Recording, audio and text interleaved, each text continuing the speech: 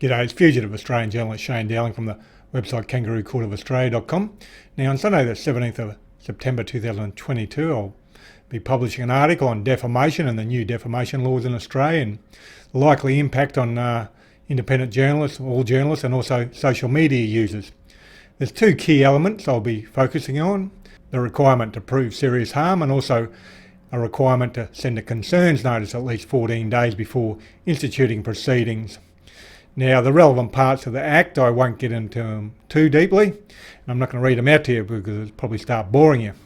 Now, the relevant sections are Section 10A for serious harm and also Section 12A and 12B for the requirement to send a concerns notice. Section 12A deals with actually what needs to be in the concerns notice, and Section 12B deals with the requirement to actually send one before you institute proceedings.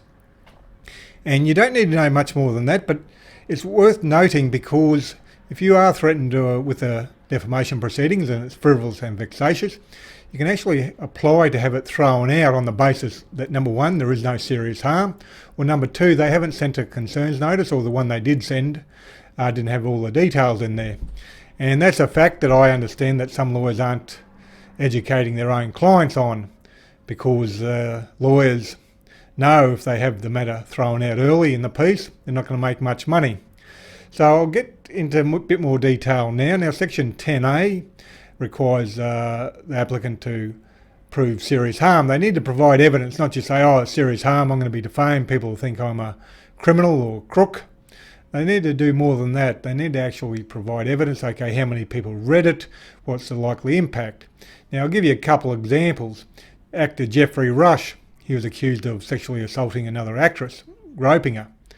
And as soon as that hit the media, he started losing roles, he started losing acting jobs.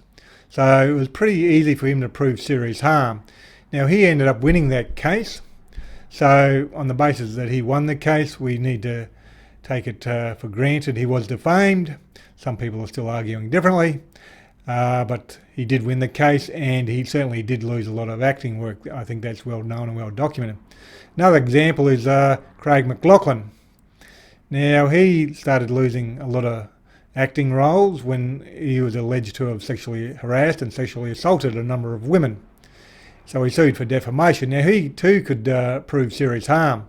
The problem he's got is he ended up withdrawing the defamation proceedings about 3/4 or towards the end of it, when it became obvious he was going to lose it. So even though you mightn't have defamed someone, they can still potentially prove serious harm, because if you're going to out someone for criminal conduct or alleged criminal conduct, they're still going to be able to prove serious harm. But there'll be a lot of frivolous cases, like Peter Dutton sued for defamation. Over one tweet he sued Shane Barsey. Now, Peter Dutton gets abused all day, every day on social media.